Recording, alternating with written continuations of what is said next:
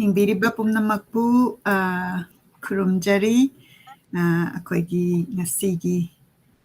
ꯋꯤꯀꯦꯟꯁꯤꯗ ꯏꯃꯥꯒꯤ special programme ꯑꯃ ꯑꯩꯉꯣꯟꯗ ꯁꯔꯄ꯭ꯔꯥꯏꯖ ꯑꯣꯏꯅ ꯍꯥꯏꯇꯥꯔꯦ ꯑꯃ ꯇꯧꯕꯤꯗꯧꯔꯤ ꯑꯗꯨꯅ ꯏꯃꯥꯗ ꯁꯤꯟꯅꯖꯔꯒꯦ ꯏꯃꯥꯅ ꯃꯌꯥꯝꯗ ꯍꯥꯏꯕꯤꯌꯨ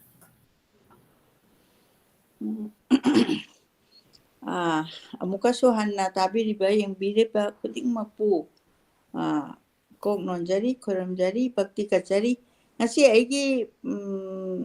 ꯑꯩꯒꯤ ꯑꯣꯟ ꯀꯩꯅꯣꯗꯒꯤ ꯅꯣꯂꯦꯖꯇꯒꯤ ꯑꯗꯨꯝ ꯋꯥꯔꯤ ꯑꯣꯏꯅ ꯑꯩ ꯀꯣꯛ ꯃꯅꯨꯡꯁꯦ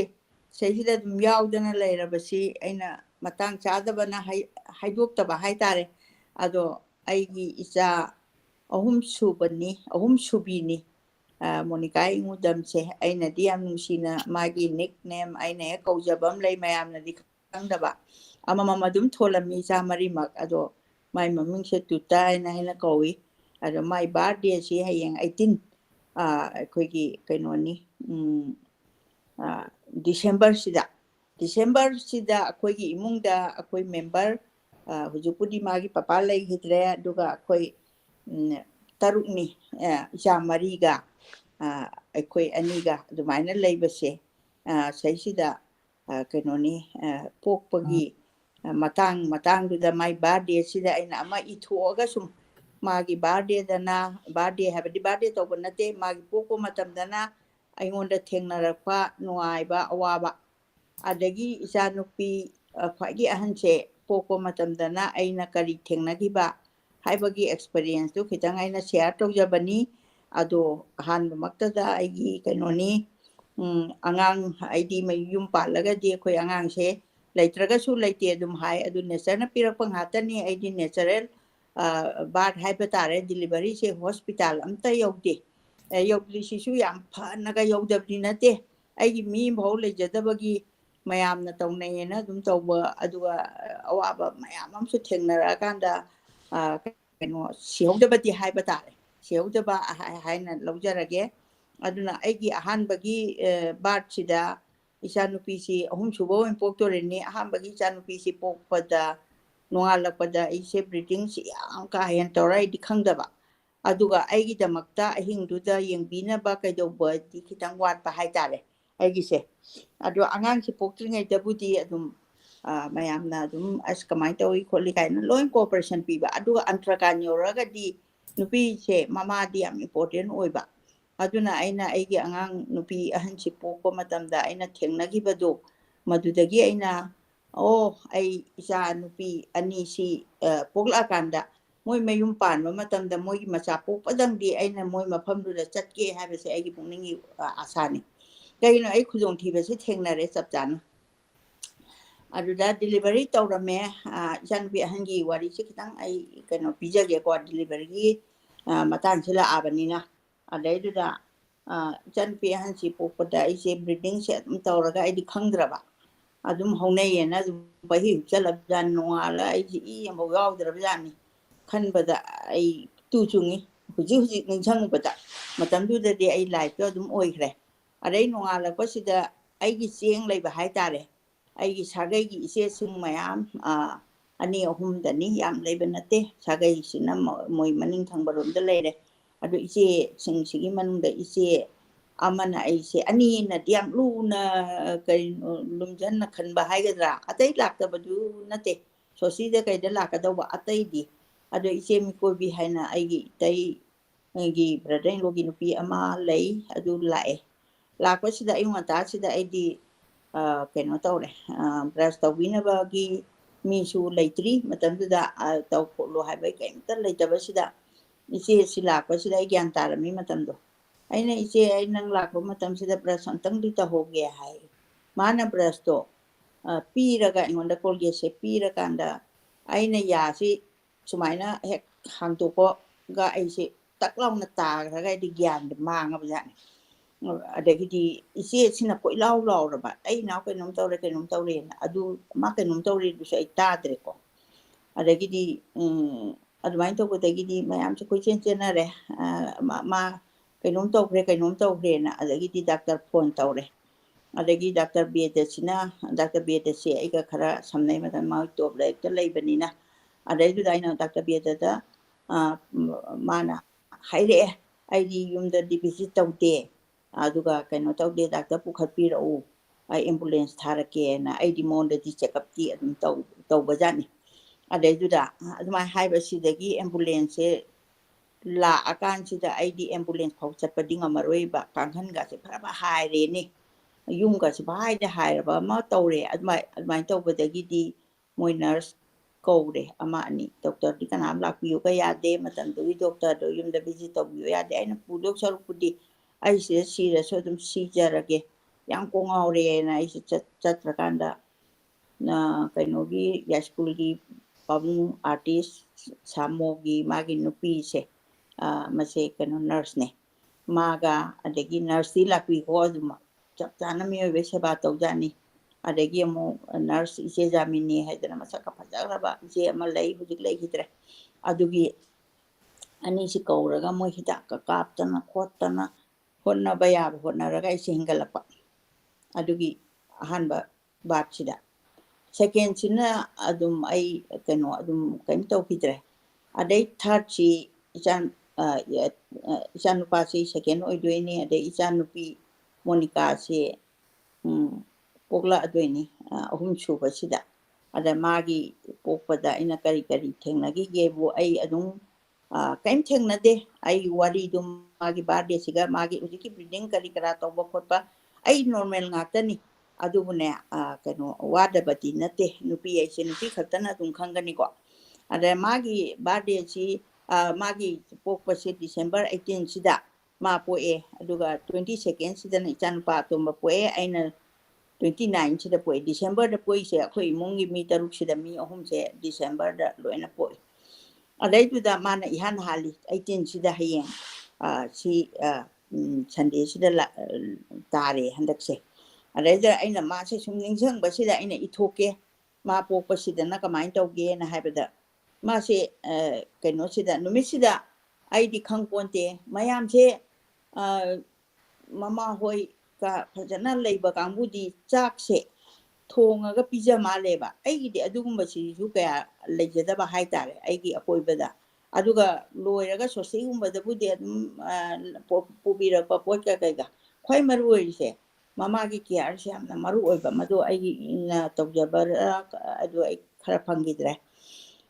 aigi aibu yokpiba ima abok tu su yam ahlo oira ba haitare aduna khoi da lek pasaba tu su kaya taw kidre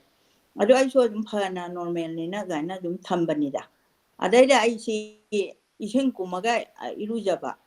haise December da ni ko ai nokti gi ising aing mana chai thaba se uji phawba dum tawre adu uji phawdi ai bp ga leiram ni na asaba na oi admain to basida ai se mapan pukhi na ma lei matam da khoi tengki ga leitriba to ti ma lei ba su ngasagi ising je preserve taw na ba se masa da oin taw bo in taw dana mapan pukhi sida irupui Monica pok to numi se ingraba matam da ai se hu pho khan ba da yam mammi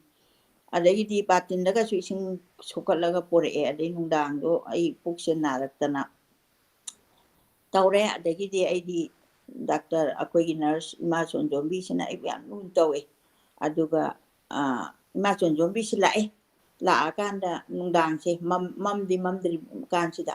adagi masil lay sukrata liu jik lay gidre lay wan kre mana isyam nun tawe ang po pa kulingi mana po yumda adubu mana hai kano ay se panggan sol ene utiti aduna ay mapangam tang kauluron ay na hai sida akwai mayong na bikaw matam da mayong na bise akwai lekay da ani le amana ine besa abo sisu tanong si bay bunong si bibani aduga ine dugi maming se kay nong kawram gani kondo kwa kay tenda sumpot pa gi thabak tawe na mayam na ne ma kon pot pi ara gane adong khangna ba ma sa mayong na bide am phaba matom da na suma delivery ga ngamba adu lekay gi dulay ram da na uji gi dulay sam lekay ta na chatlaga lobirure advain tawraga poe Monica se poe nungdang du da aduga ai di ka jawre chak tu ngasai chak hidrabanina ai se chak lam bana phara onda na ai gi thangna ba se ama lei ꯑꯗꯣ ꯃꯉꯣꯟꯗ ꯑꯩꯅ ꯍꯥꯏ ꯑꯩꯅ ꯃꯌꯥꯝꯅ ꯏꯃꯥ ꯁꯈꯤ ꯀꯧꯏ ꯑꯩꯅ ꯏꯃꯥ ꯁꯈꯤ ꯑꯩ ꯆꯥ ꯑꯉꯥꯡꯕ ꯑꯝꯇ ꯄꯤꯊꯛꯄꯤꯌꯨ ꯍꯥꯏꯗꯤ ꯈꯅꯥꯎꯁꯦ ꯀꯪꯉꯛꯑꯕ ꯀꯩꯝ ꯆꯥꯗ꯭ꯔꯕ ꯏꯁꯤꯡ ꯑꯏꯪꯁꯨ ꯊꯛ ꯌꯥꯗꯦ ꯍꯥꯏꯔꯦ ꯑꯗꯩ ꯑꯉꯥꯡꯗꯤ ꯇꯥꯔꯕ ꯑꯗꯨꯒ ꯃꯌꯥꯝꯁꯤꯅ ꯀꯩꯅꯣ ꯇꯧꯗꯦ ꯅꯨꯄꯥꯔ ꯅꯨꯄꯤꯔ ꯀꯥꯏ ꯌꯥꯝ ꯍꯪꯅꯕꯗꯣ ꯑꯗꯩꯗꯨꯗ ꯃꯥꯏꯕꯤꯁꯤꯅ ꯃꯈꯨꯠꯁꯦ ꯍꯥꯏꯒꯤꯌꯦꯕꯀꯣ ꯍꯪꯉꯛꯈꯤꯅꯨ ꯍꯥꯏꯕ ꯌꯥꯗꯦ ꯍꯥꯏꯕꯒꯤ ꯁꯥꯏꯟꯅꯤ ꯃꯥꯏꯗꯣ ꯑꯩ ꯃꯤꯠ ꯄꯥꯡꯕꯅꯤꯅ ꯑꯗꯨꯝ ꯈꯪꯕ ꯑꯗꯨ ꯀꯔꯤꯒꯤꯅꯣꯕꯨ ꯃꯥꯒꯤ ꯀꯩꯅꯣꯁꯦ ꯅꯥꯎꯐꯝꯁꯦ ꯇꯥꯗꯦ ꯑꯗꯨ ꯑꯣꯏꯔꯒꯗꯤ ꯃꯁꯤ ꯍꯥꯏꯕ ꯇꯧꯍꯩꯗꯦꯅ ꯑꯩꯈꯣꯏ ꯑꯍꯜ ꯂꯃꯟꯁꯤꯡꯅ ꯍꯥꯏ ꯑꯗꯨ ꯑꯩꯉꯣꯟꯗ ꯁꯤꯒꯤ ꯕꯦꯔꯥ ꯑꯃꯗꯤ ꯁꯨꯝ ꯈꯔ ꯂꯩꯔꯛꯄ ꯑꯗꯒꯤꯗꯤ ꯑꯗꯨꯃꯥꯏꯅ ꯇꯧꯕꯗꯒꯤꯗꯤ ꯃꯥ ꯂꯣꯏꯔꯦ ꯍꯧꯖꯤꯛ ꯇꯥꯔꯦ ꯅꯨꯄꯤ ꯌꯥꯝ ꯅꯨꯡꯁꯤꯕ ꯑꯃ ꯂꯩꯔꯦ ꯀꯥꯏꯅ ꯃꯥꯅ ꯂꯥꯎꯊꯣꯔꯛꯏ ꯑꯗꯨꯒ ꯑꯩꯗꯤ ꯆꯥꯛ ꯂꯥꯝꯕꯅ ꯐꯠ ꯑꯣꯟꯗꯅ ꯏꯃꯥ ꯁꯈꯤꯁꯤꯗ ꯑꯩꯅ ꯆꯥ ꯑꯉꯥꯡꯕ ꯑꯝꯇ ꯄꯤꯊꯛꯄꯤꯌꯨ ꯆꯤꯅꯤ ꯈꯔ ꯊꯨꯝꯍꯟꯕꯤꯌꯨ ꯀꯥꯏꯅ ꯑꯗꯨꯃꯥꯏꯅ ꯍꯥꯏꯔ ꯃꯥꯅ ꯆꯥꯁꯤ ꯆꯔꯨꯁꯤꯅ ꯊꯥꯒꯠꯂꯒ ꯏꯁꯤꯡꯗꯨ ꯃꯨꯟꯗ꯭ꯔꯕ ꯆꯥ ꯑꯃ ꯊꯛꯑꯒ ꯑꯩ ꯅꯨꯃꯤꯠꯇꯨꯒꯤ ꯑꯋꯥꯕꯗꯣ ꯑꯩ ꯂꯥꯝꯕꯒꯤꯗꯣ ꯈꯔ ꯐꯈꯤ ꯑꯗꯩ ꯉꯥꯏꯍꯥꯛ ꯂꯩꯔꯒꯕꯨꯗꯤ ꯉꯥꯜꯂꯝꯅꯤꯅ ꯅꯣꯡꯉꯥꯜꯂꯝꯗꯥꯏꯒꯤ ꯑꯦꯔꯤꯌꯥꯗꯤ ꯑꯣꯏꯕ ꯑꯗꯨꯃꯥꯏꯅ ꯇꯧꯗꯅ ꯉꯥꯜꯂꯝꯅꯤꯅ ꯆꯥꯛ ꯊꯣꯡꯒꯠꯂꯣꯒꯗꯤ ꯇꯧꯏꯀꯣ ꯑꯗꯨꯃꯥꯏꯅ ꯁꯐꯔꯁꯤ ꯇꯧꯔꯛꯏ ꯑꯗꯨꯃꯥꯏꯅ ꯇꯧꯗꯅ ꯑꯩ ꯏꯆꯥꯅꯨꯄꯤꯁꯦ ꯀꯩꯅꯣ ꯄꯣꯛꯏ ꯑꯗꯨꯒ ꯃꯥꯁꯤ ꯃꯄꯣꯛ ꯌꯥꯝ ꯐꯩ ꯍꯥꯏꯅ ꯑꯗꯨ ꯃꯥꯒꯤ ꯄꯣꯛꯄꯤ ꯃꯥꯌꯣꯛꯅꯕꯤ ꯏꯅꯦꯁꯤꯅ ꯍꯥꯏꯔꯝꯃꯤ ꯕꯦꯝꯃ ꯅꯪ ꯅꯆꯥꯁꯦ ꯃꯥꯒꯤ ꯍꯥꯛꯇꯛꯇ ꯀꯩꯗꯧꯒꯦ ꯌꯦꯡꯉꯨ ꯀꯩ ꯌꯥꯝ ꯍꯥꯏꯕꯤꯔꯝꯃꯤ ꯑꯗꯒꯤ ꯃꯥꯒꯤ ꯈꯣꯏꯔꯤꯁꯦ ꯃꯉꯣꯟꯗ ꯂꯣꯏ ꯌꯦꯠꯁꯜꯂꯦꯌꯦ ꯑꯩꯗꯤ ꯑꯗꯨ ꯎꯕ ꯅꯠꯇꯦ ꯑꯗꯒꯤ ꯈꯣꯏꯔꯤꯅ ꯌꯦꯠꯂꯦ ꯑꯗꯨ ꯑꯗꯥ ꯃꯣꯏꯒꯤ ꯈꯨꯗꯝ ꯆꯥꯡꯗꯝ ꯑꯗꯨꯃꯥꯏꯅ ꯍꯥꯏꯕꯤꯔꯝꯃꯤ ꯑꯗꯨꯅ ꯑꯗꯨꯃꯥꯏꯅ ꯇꯧꯗꯅ ꯑꯩꯁꯦ ꯃꯥꯁꯦ ꯌꯥꯝꯅ ꯏꯪꯕ ꯃꯇꯝ ꯑꯃꯗ ꯏꯆꯥꯅꯨꯄꯤꯁꯦ ꯄꯣꯛꯑꯒ ꯑꯗꯨꯃꯥꯏꯅ ꯇꯧꯗꯅ ꯑꯗꯣ ꯃꯥꯒꯤꯗ ꯑꯩꯅ ꯌꯥꯝ ꯅꯨꯡꯉꯥꯏꯇꯕ ꯈꯔꯗꯤ ꯂꯩꯈ꯭ꯔꯦ ꯀꯔꯤꯒꯤꯅꯣꯗ ꯃꯉꯣꯟ ꯅꯨꯡꯉꯥꯏꯇꯕ ꯅꯠꯇꯕ ꯑꯩꯈꯣꯏ ꯌꯨꯝꯁꯦ ꯀꯩꯅꯣ ꯁꯥꯔꯅꯦꯅ ꯒꯨꯅꯤꯌꯥ ꯑꯃ ꯇꯧꯊꯣꯛꯄꯗ ꯃꯥꯁꯦ ꯆꯧꯕ ꯃꯇꯝꯁꯤꯗ ꯃꯐꯝꯁꯦ ꯂꯩꯇ꯭ꯔꯦꯕ ꯇꯧꯊꯣꯛꯄꯁꯤꯅ ꯂꯨꯅ ꯑꯩꯈꯣꯏꯁꯦ ꯇꯨꯅꯤ ꯇꯥꯅꯦꯅ ꯑꯉꯥꯡꯒꯁꯦ ꯊꯣꯛꯇꯕ ꯃꯇꯝ ꯑꯃ ꯑꯣꯏꯈꯤꯗꯅ ꯃꯥꯁꯦ ꯆꯧꯕ ꯃꯇꯝꯗ ꯃꯥꯁꯦ ꯐꯖꯅ ꯑꯩꯅ ꯀꯩꯅꯣ ꯃꯆꯦꯗꯒꯗꯤ ꯌꯥꯝ ꯐꯖꯅ ꯕꯥꯃꯣꯟꯗꯒ ꯄꯨꯔ ꯇꯧꯕ ꯑꯗꯨ ꯃꯥꯒꯤ ꯇꯧꯈꯤꯗ꯭ꯔꯦ ꯑꯗꯨꯅ ꯅꯪ ꯁꯥꯎꯕ ꯌꯥꯗꯦ ꯑꯩ ꯃꯇꯝꯗꯣ ꯑꯩꯈꯣꯏꯅ ꯇꯧꯅꯤꯡꯗꯕꯗꯤ ꯅꯠꯇꯕ ꯃꯆꯥꯗꯤ ꯌꯥꯝꯅ ꯂꯨꯅ ꯇꯧꯕ ꯑꯩꯈꯣꯏ ꯅꯨꯄꯤ ꯅꯨꯄꯥ ꯀꯩꯝꯇ ꯈꯥꯏꯗꯦ ꯅꯨꯄꯥ ꯅꯨꯄꯤ ꯍꯥꯏꯕꯒꯤ ꯋꯥꯔꯤ ꯀꯩꯁꯨ ꯂꯩꯇꯦ ꯑꯗꯨꯃꯥꯏꯅ ꯇꯧꯗꯅ ꯀꯩꯅꯣꯅꯤ ꯏꯆꯥꯒꯤ ꯆꯧꯝꯕ ꯑꯗꯒꯤ ꯁꯣꯁꯤ ꯌꯥꯝ ꯆꯥꯎꯅ ꯇꯧꯕꯗꯤ ꯑꯩꯈꯣꯏ ꯀꯅꯥꯝꯇ ꯇꯧꯖꯗ꯭ꯔꯦ ꯑꯩꯈꯣꯏꯒꯤ ꯃꯤꯁꯨ ꯌꯥꯝꯅ ꯍꯥꯏꯕ ꯈꯣꯠꯄꯁꯨ ꯆꯠꯅꯗꯦ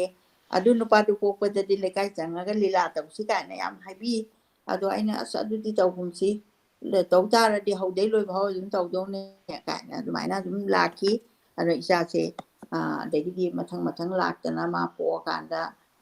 ꯃꯥ ꯁ꯭ꯀꯨꯜ ꯀꯥꯅꯕꯗꯤ ꯌꯥꯝ ꯀꯟꯅ ꯇꯧꯔꯦ ꯃꯔꯝꯗꯤ ꯑꯩꯗꯤ ꯊꯕꯛ ꯇꯧꯅ ꯃꯄꯥꯟ ꯊꯣꯛꯄꯅꯤ나 ꯌꯨꯝꯗꯁꯨ ꯃꯤ ꯅꯥꯎꯊꯤ ꯁꯥꯕꯤꯅꯕꯁꯤ ꯂꯩꯇꯕꯅꯤꯅꯀꯣ ꯑꯗꯨꯃꯥꯏꯅ ꯇꯧꯗꯅ ꯑꯩꯒꯤ ꯁ꯭ꯀꯨꯜꯗꯒ ꯄꯨꯔꯒ ꯌꯣꯛꯂꯛꯈꯤꯕꯅꯦ ꯑꯩ ꯏꯆꯥꯅꯨꯄꯤꯁꯦ ꯆꯤꯡꯂꯦꯟ ꯑꯥꯏꯗꯦꯟꯗ ꯑꯩ MA ꯂꯣꯏꯔꯒ ꯑꯣꯖꯥ ꯑꯣꯏꯕ ꯑꯗꯨꯗꯒꯤ ꯃꯥꯗꯔ ꯇꯨꯔ ꯇꯧꯔꯒ ꯃꯣꯏ ꯃꯌꯥꯝ ꯀꯣꯑꯣꯄꯔꯦꯁꯟ ꯄꯤꯔꯀꯥꯟꯗ ꯁ꯭ꯀꯨꯜꯗꯒ ꯄꯨꯔ ꯆꯠꯂꯒ ꯑꯗꯨꯃꯥꯏꯅ ꯇꯧꯈꯤꯕꯅꯤ ꯑꯗꯨꯅ ꯏꯆꯥꯒꯤ ꯄꯣꯛꯄ ꯅꯨꯃꯤꯠꯁꯤꯗ ꯃꯪꯒꯣꯜ ꯑꯣꯏꯔꯣ ꯄꯨꯟꯁꯤ ꯆꯨꯞꯄ ꯃꯆꯥ ꯃꯁꯨ ꯀꯥꯏꯅꯗꯅ ꯇꯦꯛꯇ ꯀꯥꯏꯗꯅ ꯂꯩꯕ ꯑꯣꯏꯔꯣ ꯍꯥꯏꯕ ꯑꯩꯅ ꯕꯣꯔꯁꯤ ꯄꯤꯖꯔꯒꯦ ꯃꯥꯒꯤ ꯀꯩꯅꯣꯁꯤꯗ ꯑꯩꯈꯣꯏꯒꯤ ꯉꯁꯤꯒꯤ ꯑꯩꯒꯤ ꯃꯥꯒꯤ ꯄꯣꯛꯄꯒꯤ ꯀꯩꯅꯣꯁꯤꯗ ꯑꯗꯣ ꯃꯥꯒꯤ ꯃꯔꯝꯗ ꯀꯩꯀꯩ ꯈꯪꯕꯤꯅꯤꯡꯉꯒꯁꯨ ꯃꯥꯒꯤ ꯃꯔꯝꯁꯤꯗꯤ ꯑꯁꯨꯛꯇ ꯄꯣꯛꯏ ꯑꯗꯨ ꯇꯧꯏ ꯍꯥꯏꯕꯁꯤꯗꯤ ꯃꯥꯒꯤ ꯑꯩꯈꯣꯏꯒꯤ ꯑꯩꯅ ꯄꯥꯏꯔꯤꯕ ꯂꯞꯀꯤ ꯀꯩꯅꯣꯁꯦ ꯗꯥꯏꯔꯤꯁꯦ ꯁꯤ ꯃꯅꯤꯡꯁꯤꯗ ꯃꯥꯒꯤ ꯐꯣꯇꯣ ꯑꯗꯒꯤ ꯀꯔꯤ ꯀꯔꯥ ꯃꯔꯝꯗꯁꯨ ꯏꯖꯔꯦ ꯑꯩꯅ ꯑꯃꯨꯛ ꯍꯟꯅ ꯁꯤꯗ ꯄꯥꯖꯔꯔꯣꯏ ꯑꯗꯨ ꯃꯥꯏ ꯕꯥꯔꯗꯦꯒꯤꯗꯃꯛꯇ ꯑꯩꯅ ꯅꯨꯡꯉꯥꯏꯕ ꯐꯣꯡꯗꯣꯛꯄ ꯑꯣꯏꯅ ꯑꯩꯅ ꯋꯥꯍꯩꯁꯤꯡꯁꯦ ꯐꯣꯡꯗꯣꯛꯆꯕꯅꯤ ꯍꯥꯏꯔꯒ ꯇꯥꯕꯤꯔꯤꯕ ꯄꯨꯝꯅꯃꯛꯄꯨ ꯃꯪꯒꯣꯜ ꯄꯤꯕꯤꯌꯨ ꯏꯆꯥꯕꯨ ꯃꯪꯒꯣꯜ ꯄꯤꯕꯤꯌꯨ ꯍꯥꯏꯕꯁꯤ ꯊꯝꯖꯔꯒ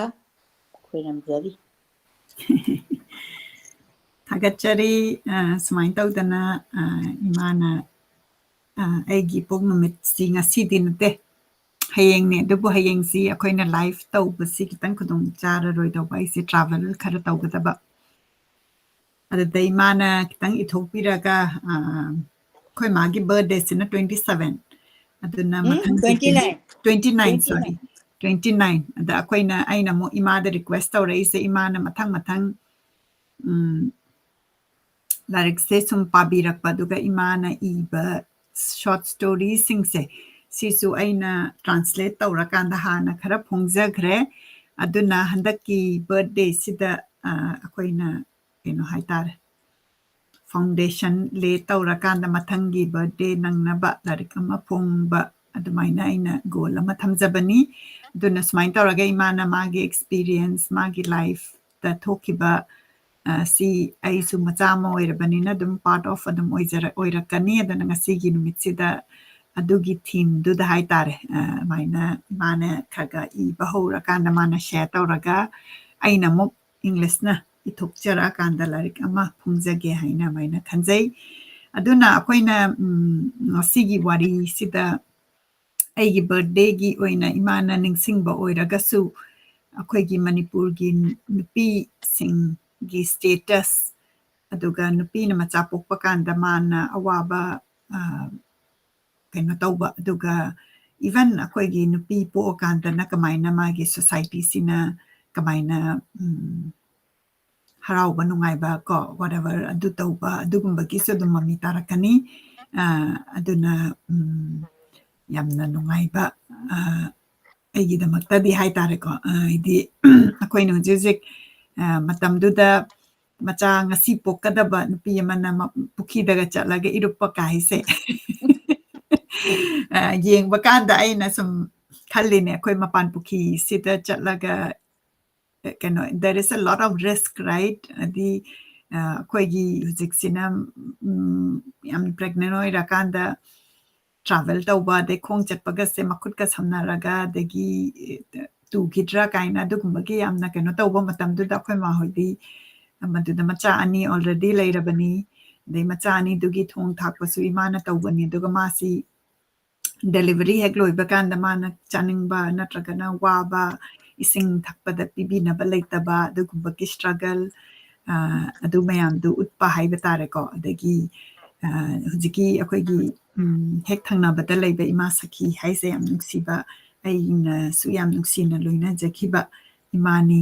ꯑꯗꯨꯒ ꯃꯥꯅ ꯆꯥꯁꯦ ꯂꯣꯜꯂꯛꯄꯗ ꯃꯇꯝꯁꯤꯗ ꯌꯦꯡꯀꯣ ꯑꯩꯈꯣꯏꯗꯤ ꯒ꯭ꯌꯥꯁ ꯂꯩꯕ ꯅꯠꯇꯦ ꯁ꯭ꯇꯞ ꯂꯩꯕ ꯅꯠꯇꯦ ꯆꯔꯨꯁꯤꯅ ꯂꯣꯜꯂꯛꯑꯀꯥꯟꯗ ꯑꯩꯈꯣꯏ ꯃꯥꯁꯤꯅꯗꯤ ꯌꯥꯝꯅ ꯀꯩꯅꯣ ꯑꯣꯏꯕ ꯆꯥꯅꯤꯡꯕ ꯑꯩꯗꯤ ꯌꯥꯝ ꯋꯥꯕ ꯍꯥꯏꯇꯥꯔꯦꯀꯣ ꯃꯥꯒꯤ ꯅꯦꯆꯔꯦꯜ ꯀꯩꯅꯣ ꯕꯔꯠꯅꯦ ꯑꯝꯇ ꯈꯜꯂꯨ ꯃꯗꯨꯗꯩꯗꯨ ꯇꯧꯔꯝꯗꯣꯏꯗꯣ ꯑꯗꯨꯗꯨꯗ ꯃꯥꯅ ꯀꯩꯅꯣꯝꯃꯒ ꯊꯛꯅꯤꯡꯕꯗꯨꯗ ꯆꯥ ꯑꯝꯇ ꯂꯣꯜꯂꯛꯑꯣ ꯍꯥꯏꯔꯒ ꯏꯃꯥ ꯁꯈꯤꯁꯤꯅꯕꯨꯗꯤ ꯂꯣꯟꯕꯤꯔꯛꯑꯦꯀꯣ ꯅꯨꯡꯗꯥꯡ ꯑꯩꯗꯤ ꯑꯗꯨꯁꯨ ꯀꯩ ꯍꯥꯏꯅꯤ ꯇꯨꯝꯅꯤꯡꯕ ꯌꯥꯝ ꯇꯨꯝꯅꯤꯡꯕ ꯃꯇꯝ ꯑꯣꯏꯔꯝꯒꯗꯣꯏꯅꯦꯕ ꯑꯩꯅ ꯈꯟꯕꯗ ꯃꯌꯥꯝ ꯌꯥꯍꯧꯅꯗ꯭ꯔꯤꯕ ꯃꯇꯝꯗꯨꯅꯦꯕ ꯑꯗꯨꯒ ꯆꯔꯨꯁꯤꯅ ꯂꯣꯜꯂꯛꯑꯀꯥꯟꯗ ꯀꯩ ꯍꯥꯏꯅꯤ ꯏꯁꯤꯡꯒꯗꯣ ꯃꯨꯟꯕꯣꯏ ꯃꯨꯟꯗꯕꯣꯏ ꯇꯧꯔꯒ ꯆꯥꯗꯣ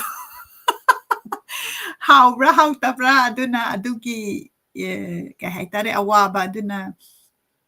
ꯅꯨꯄꯤꯅ ꯃꯆꯥ ꯄꯣꯛꯄ ꯀꯥꯟꯗ ꯃꯥꯒꯤ ꯀ꯭ꯂꯣꯁ ꯑꯣꯏꯕ ꯃꯤ ꯂꯩꯕ ꯗꯔꯀꯥꯔ ꯂꯩ ꯍꯥꯏꯅ ꯏꯃꯥꯅ ꯈꯜꯂꯀꯥꯟꯗ ꯃꯥꯅ ꯑꯃꯨꯛ ꯑꯩꯈꯣꯏ ꯆꯦꯒꯤ ꯑꯉꯥꯡ ꯎꯅꯕ ꯑꯩꯈꯣꯏꯒꯤ ꯑꯉꯥꯡ ꯎꯅꯕ ꯀꯥꯟꯗ ꯂꯥꯛꯀꯦ ꯀꯥꯏꯅ ꯈꯟꯈꯤꯕꯁꯦ ꯃꯥꯒꯤ ꯄꯔꯁꯅꯦꯜ ꯀꯩꯅꯣꯁꯦ ꯄꯔꯁꯅꯦꯜ ꯑꯦꯛꯁꯄꯤꯔꯤꯌꯦꯟꯁꯇꯨꯅꯅꯤ ꯑꯗꯨꯅ ꯌꯥꯝꯅ ꯅꯨꯡꯁꯤꯕ ꯍꯥꯏꯇꯥꯔꯦꯀꯣ ꯑꯩꯈꯣꯏꯒꯤ ꯃꯇꯝꯗꯨꯒꯤ ꯍꯧꯖꯤꯛ ꯍꯧꯖꯤꯛꯁꯨ ꯑꯗꯨꯝ ꯑꯩꯈꯣꯏ ꯃꯅꯤꯄꯨꯔꯒꯤ ꯁ꯭ꯇꯦꯠꯇ ꯑꯋꯥꯕ ꯌꯥꯝꯅ ꯑꯗꯨꯝ ꯊꯦꯡꯅꯔꯝꯒꯅꯤ ꯍꯥꯏꯅ ꯈꯟꯖꯩ ꯅꯨꯄꯤꯅ ꯃꯥꯅ ꯃꯆꯥ ꯄꯣꯛꯂꯛꯄ ꯀꯥꯟꯗ ꯌꯥꯝꯅ ꯂꯣꯠ ꯑꯣꯐ ꯀꯣꯝꯄ꯭ꯂꯦꯛꯁꯤꯇꯤ ꯂꯥꯛꯄꯒꯤ ꯀꯩꯅꯣ ꯂꯩꯀꯣ ꯑꯗꯨꯝ ꯑꯗꯨꯗꯩꯗꯨꯗ ꯌꯥꯝꯅ ꯃꯥꯒꯤꯗꯃꯛꯇ ꯈꯟꯕꯤꯕ ꯃꯤ ꯂꯩꯇ꯭ꯔꯒꯗꯤ ꯂꯥꯡꯐꯝꯗꯨ ꯐꯠꯇꯅ ꯊꯣꯛꯈꯤꯕꯁꯨ ꯌꯥꯕ ꯑꯗꯨꯒꯨꯝꯕ ꯈꯣꯡꯐꯝꯗꯣ ꯑꯗꯨꯗꯩꯗꯨꯗ ꯏꯃꯥꯅ ꯑꯃꯨꯛ ꯃꯥꯒꯤ ꯃꯗꯔꯁꯤ ꯂꯩ ꯑꯗꯨꯗ ꯂꯩꯇꯕꯗꯨ ꯃꯗꯨꯗ ꯈꯤꯇꯪ ꯅꯨꯡꯉꯥꯏꯇꯕꯒꯤ ꯑꯗꯨꯒꯨꯝꯕꯒꯤꯁꯨ ꯑꯗꯨꯝ ꯃꯥꯅ ꯏꯊꯣꯔꯛꯄꯗ ꯑꯗꯨꯝ ꯃꯃꯤ ꯇꯥꯏ ꯑꯗꯨꯅ ꯌꯦꯡꯕꯤꯔꯤꯕ ꯄꯨꯝꯅꯃꯛꯅ ꯋꯤꯁ ꯇꯧꯕꯤꯔꯛꯏ ꯑꯩꯒꯤ ꯕꯔꯊꯗꯦꯒꯤ ꯊꯦꯡꯛ ꯌꯨ ꯁꯣ ꯃꯆ ꯑꯗꯨꯒ ꯏꯄꯣꯛ ꯅꯨꯃꯤꯠꯁꯤꯗ ꯑꯩꯈꯣꯏ ꯃꯌꯥꯝꯅꯗꯤ ꯑꯩꯅ ꯁꯨꯝ ꯌꯦꯡꯖꯕ ꯀꯥꯟꯗ ꯑꯩꯈꯣꯏꯁꯦ ꯕꯔꯊꯗꯦꯅꯤ ꯀ ꯍꯥꯏꯔꯒ ꯃꯌꯥꯝꯗ ꯇ꯭ꯔꯤꯠ ꯇꯧꯗꯅ ꯑꯗꯒꯤ ꯆꯥꯗꯅ ꯈꯣꯠꯇꯅ ꯇꯧꯕꯁꯦ ꯑꯩꯅ ꯁꯤꯗ ꯑꯃꯦꯔꯤꯀꯥꯗ ꯂꯥꯛꯑꯀꯥꯟꯗ ꯑꯩꯈꯣꯏꯒꯤ ꯑꯣꯐꯤꯁꯀꯤ ꯅꯨꯄꯥ ꯑꯃ ꯃꯗꯨꯁꯨ ꯌꯥꯝ ꯌꯪ ꯑꯣꯏꯕ ꯅꯨꯄꯥ ꯑꯃꯅ ꯃꯥꯁꯦ ꯃꯥꯏ ꯕꯔꯊꯗꯦꯗ ꯀꯩꯗꯧꯗꯣꯏꯅꯣ ꯍꯥꯏꯅ ꯍꯪꯉꯨꯕ ꯀꯥꯟꯗ ꯃꯥꯁꯦ ꯃꯥꯒꯤ ꯃꯗꯔꯁꯤꯗ ꯀꯩꯅꯣ ꯃꯥꯏ ꯕꯔꯊꯗꯦꯒꯤ ꯅꯨꯃꯤꯠꯁꯤꯗ ꯃꯥꯏ ꯃꯗꯔꯁꯤꯗ ꯆꯠꯂꯒ ꯂꯩ ꯄꯤꯕ ꯍꯦꯛ ꯆꯠꯂꯦ ꯍꯥꯏ and I thought that was so inspiring edi akoina matamdu bhauta aina adu yam kanna khalludeba aidi nangna pokpa numit sida noi mana waramgadabado adu khalhanba adugumba example ni aduna akoigi birthday numit sida akoigi ima si punna ningsing minasi aduga ꯑꯩꯒꯤꯗꯃꯛꯇꯗꯤ ꯏꯃꯥꯅ ꯃꯁꯤꯒꯤ ꯋꯥꯔꯤ ꯃꯆꯥꯁꯤꯁꯨ ꯍꯧꯗꯣꯛꯄꯤꯔꯦ ꯑꯗꯨꯅ ꯌꯥꯝ ꯅꯨꯡꯉꯥꯏꯕ ꯑꯩꯒꯤ ꯈꯨꯗꯣꯜ ꯑꯃ ꯐꯪꯖꯔꯦ ꯑꯗꯒꯤ ꯑꯩꯅ ꯑꯩꯒꯤ ꯕꯔꯊꯗꯦꯁꯤꯒ ꯑꯗꯨꯝ ꯃꯔꯤ ꯂꯩꯅꯅ ꯑꯩꯅ ꯑꯩꯒꯤ ꯌꯥꯝꯅ ꯄꯥꯝꯖꯕ ꯄꯦꯟꯇꯤꯡ ꯇꯧꯔꯤ ꯑꯗꯨꯅ ꯍꯧꯖꯤꯛꯀꯤ ꯕꯨද්ධꯗꯦꯕꯒ ꯁꯤꯔꯨꯏ ꯂꯤꯂꯤꯒ ꯄꯨꯜꯂꯒ ꯇꯧꯕ ꯄꯦꯟꯇꯤꯡꯁꯦ ꯑꯆꯧꯕ ꯄꯦꯟꯇꯤꯡꯅꯦ ꯑꯗꯨꯅ ꯑꯩꯒꯤꯗꯤ ꯑꯩ ꯕꯔꯊꯗꯦꯗ madu loisan ge na khan bani madu loisan bangam gadra adu ngamdragasu du da found tor kanda dum tam tam na hujaba du yam nungai ra du ima any additional kari happening balebiri aduni mathang mai matang dugi matung ina aina life history iban nate pokpada mama amana ingonda thengnagiba awaba nuaiba ado aigidi isona de dum pi maramdi ai iche ma huji hingiye iche mera tumbi kawe aigi brother in law chi pumina batina te putina ba ado moi aingonda yam lun taw iche mi koi bi aisina laigitre ado magi hek laidi baja bato aine he una bada mo keno piram da de nuai ta ba kai ma ado numitu da mala amdraba brush piram draba aidi loiram ne dum ai keno madugi gyan mangado punchida mo halakpi noina hai hande halakte adagi Monica gi matang adagi Chanupagi matang kai nuaiba dum thallaga su aigi di yamna kaino amana nurse nupi ma chunjombi sina fully support tawgre aduga lekai gi mi singsina dum yam nusibi ba haitar aigi mi chule letab dinate aigi ima to real mother du chosampur lei ma matam du jamai ba su khathire aduga aina di matam du yam sauninge ba ma se kai noda mi mama singdune lektana khotana akhoi matamdadi hujiktauna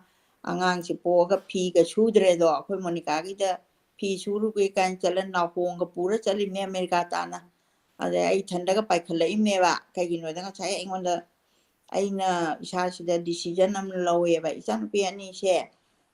kaino macha pokpa loiba bauda de ai se punchi han bi oina loire huji am ka hena muni re moi ado ai chale ko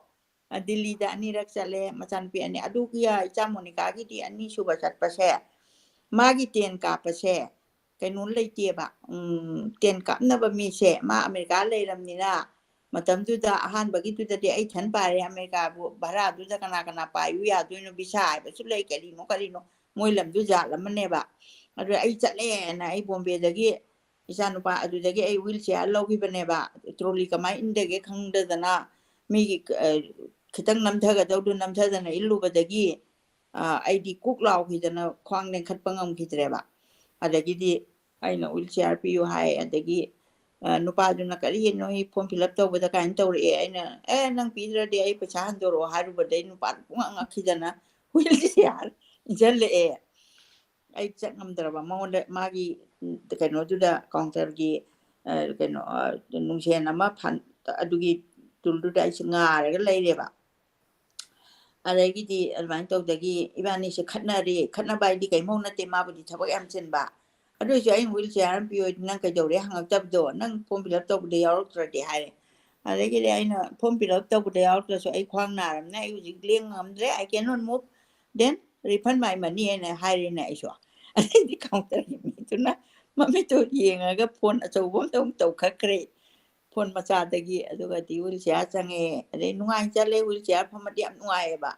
aduga khongna tek chapaga du chatre ma phamaga lemna chathoe aise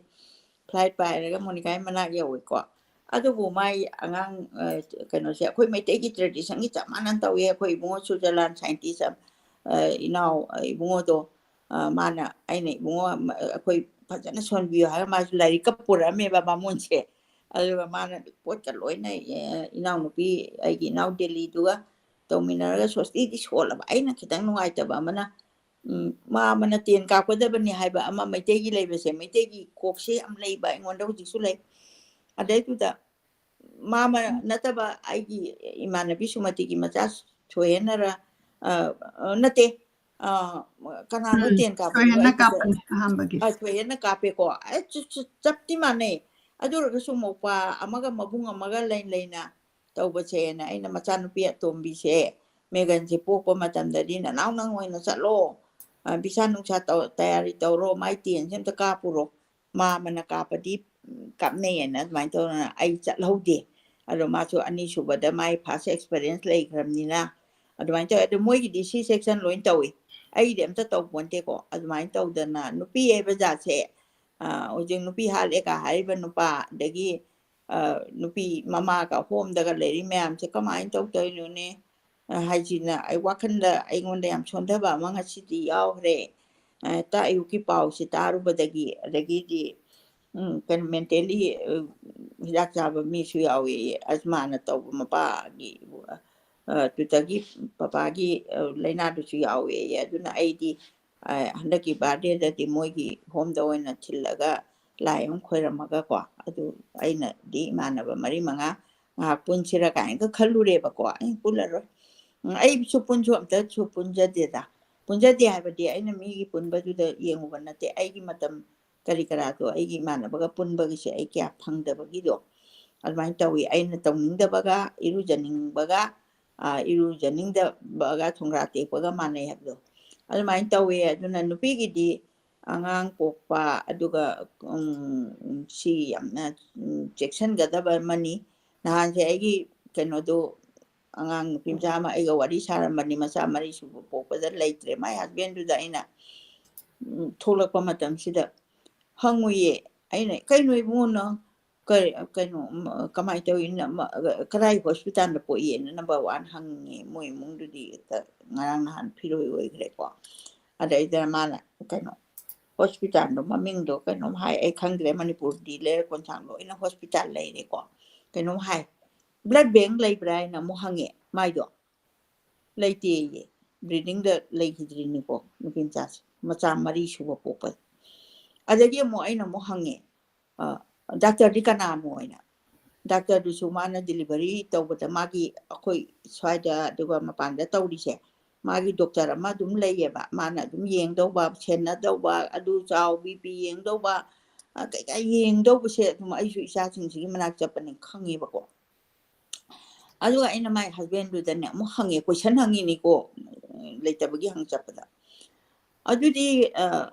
kaino to bra mai doctor du di kana no ba doctor du no ba ne email ne oi chanu kai chu kai de mail la women la du gi wan na te adu ma sa si su ne thing na da na ma gi staff tu da gi nu pi ra nu ba ram na po e adu leitre chora to re ma cha mari hundo me ko sumai to da na mama oi bi ke ya da chu ai na pau jen jen ning ba se ma cha nu pi se section bi ba mama lai tragedi magi mother in law lai mai surrounding ma che ma chan aduna yam section bi ba society lila to gi wakhan ke chu darka ta de awa thabim khai do ga chu society bi kat pa yai to bu mama se yam care lo bi ba ma di changye na aina mai am da hanga chaningi adu ai gi di kaino ni da care lobra lobra ai condition na ni adu ai so na de ai bu yo pi ri matam da ise tu changchal lai adu ise tu na lobby da na copy da na tau da na ai se du da doctor kowi da doctor lakpi de adu ga channa de matam da doctor ga chang ki ba patient ga doctor ga gi mari si di am la pane ba ji ta di am frankly ko wa ngang na re akhoi na su doctor da hang ba ngame matam da imai pe ma doctor ga ai gi na kan da lei ba ana ba ai si da lei re ka hai ga ngam pote moi phaja da ban na te moi personality da na wa man gi da na patient akhoi na mu ne man gi da na tau ba ni aduna nupi gi da makta di delivery se is more important hanji se ai mayam da thamjage khudong thiba mayam ama adu thawai chakhiba mayam ama huji mapanda su ni mapanda su dum ai gi collection legi jaba yawi angang apipo hundu ombai se pokta ngari ba ngang hundu ombai bi se si amna akhoi gi keno mani yamna nungai ta ba haibadi legi jaba magi di pare ko angang du na chaw ko matam da mama gi nit oirak pa mama na ta ka da education mapa na ta ka da education khenari ne ba ado am ta leita ba se shona di tamba oiram ga ni haiba bu akhoi gi section be maka poli haiba se thamjage ꯑꯗꯨꯒ ꯃꯇꯥꯡꯒꯤ ꯃꯇꯨꯡ ꯏꯟꯅ ꯑꯩꯉꯣꯟꯗ ꯊꯣꯛꯈꯤꯕ ꯀꯔꯤ ꯀꯔꯥꯁꯨ ꯑꯗꯨꯝ ꯌꯥꯝ ꯂꯩꯔꯤ ꯑꯗꯨ ꯉꯁꯤ ꯂꯣꯏꯅꯃꯛ ꯍꯥꯏꯗꯣꯛꯆꯔꯔꯣꯏ ꯃꯇꯥꯡꯒꯤ ꯃꯇꯨꯡ ꯏꯟꯅ ꯑꯩꯈꯣꯏꯅ ꯅꯩꯅꯕ ꯑꯃꯗꯤ ꯗꯔꯀꯥꯔ ꯇꯥꯕ꯭ꯔꯥ ꯍꯥꯏꯕꯁꯤ ꯊꯝꯖꯒꯦ ꯄꯨꯝꯅꯃꯛꯇ ꯈꯣꯏꯔꯝꯖꯔꯤ ꯑꯗꯨꯅ ꯑꯩꯈꯣꯏꯅ ꯉꯁꯤ ꯑꯩꯒꯤ ꯍꯌꯦꯡ ꯕꯔꯊꯗꯦꯒꯤ ꯅꯨꯃꯤꯠꯁꯤꯗ ꯅꯤꯡꯁꯤꯡꯕ ꯑꯣꯏꯅ ꯅꯨꯄꯤ ꯑꯣꯏꯕꯤꯅ ꯑꯉꯥꯡ ꯎꯅꯕ ꯃꯇꯝꯁꯤ ꯌꯥꯝꯅ ꯔꯤꯁꯀꯤ ꯑꯣꯏꯕ ꯑꯗꯨꯒ ꯃꯤ ꯆꯪꯕ ꯑꯗꯒꯤ ꯃꯥꯕꯨ ꯅꯨꯡꯁꯤꯕꯤꯕ ꯑꯩꯈꯣꯏꯅ ꯃꯆꯥ ꯄꯣꯛꯇꯣꯔꯦ ꯍꯥꯏꯅ ꯁꯣꯁꯇꯤꯒꯤꯗ ꯑꯗꯒꯤ ꯑꯗꯨꯒꯨꯝꯕꯗ ꯑꯣꯏꯅ ꯐꯣꯀꯁ ꯇꯧꯕ ꯅꯠꯇꯕ ꯃꯥꯒꯤ ꯁꯦꯐꯇꯤ ꯑꯗꯒꯤ ꯃꯥꯒꯤ ꯅꯤꯠ ꯃꯥꯒꯤ ꯁꯄꯣꯔꯠ ꯁꯤꯁꯇꯝꯗꯣ ꯑꯗꯨꯗ ꯐꯣꯀꯁ ꯇꯧꯕ ꯑꯗꯨꯒ ꯃꯥꯒꯤ ꯁꯄꯣꯔꯠꯇꯨ ꯂꯩꯔꯒꯗꯤ ꯃꯗꯨꯗ ꯀꯩꯒꯨꯝꯕ emergency ꯂꯩꯔꯒꯗꯤ ꯁꯄꯣꯁ ꯗꯥꯛꯇꯔꯗ ꯄꯨꯈꯠꯄ ꯀꯥꯟꯗ ꯉꯁꯥꯏꯒꯤ ꯁꯔꯖꯔꯤ ꯇꯧꯔꯦꯅ ꯈꯜꯂꯣ ꯑꯗꯨꯗ ꯕ꯭ꯂꯗ ꯋꯥꯠꯇꯅ ꯕ꯭ꯂꯗ ꯕꯦꯡꯛ ꯂꯩꯇꯕ ꯃꯐꯝ ꯑꯃꯗ ꯇꯧꯔꯗꯤ ꯕ꯭ꯂꯗꯇꯣ ꯐꯪꯗꯗꯅ ꯑꯗꯨꯝ ꯋꯤꯗꯤꯟ ꯃꯤꯅꯤꯠꯁꯇ ꯑꯗꯨꯝ ꯃꯁꯤꯒꯤ ꯃꯥꯒꯤ ꯁ꯭ꯇꯦꯇꯁꯁꯦ ꯀꯩ ꯍꯥꯏꯅꯤ ꯌꯥꯝꯅ ꯐꯠꯇꯕꯔꯣꯝꯗ ꯆꯠꯈꯤꯕꯁꯨ ꯌꯥꯕꯅꯤꯅ ꯌꯥꯝꯅ ꯆꯦꯛꯁꯤꯟꯕꯗꯣ ꯆꯦꯛꯁꯤꯟꯁꯤ ꯏꯍꯦ ꯃꯗꯨ ꯇꯧꯔꯦꯌꯦ ꯍꯥꯏꯅ ꯅꯨꯡꯉꯥꯏꯇ꯭ꯔꯀꯥꯟꯗ ꯅꯨꯡꯉꯥꯏꯇꯕꯗꯨ ꯅꯠꯇꯕ ꯑꯗꯨꯃꯥꯏꯅ ꯑꯗꯨꯒꯤ ꯋꯥꯔꯤꯗꯨꯅꯤ ꯏꯃꯥꯅ ꯍꯥꯏꯔꯤꯕꯁꯤ ꯃꯥꯅ ꯑꯃꯨꯛ ꯐꯥꯔꯁ ꯆꯥꯏꯜ ꯑꯩꯈꯣꯏ ꯆꯦ ꯄꯣꯛꯄꯒꯤꯗ ꯃꯥꯅ ꯕ꯭ꯂꯤꯗꯤꯡ ꯇꯧꯔꯀꯥꯟꯗ ꯋꯥꯟꯊꯔꯛꯄꯁꯤꯗ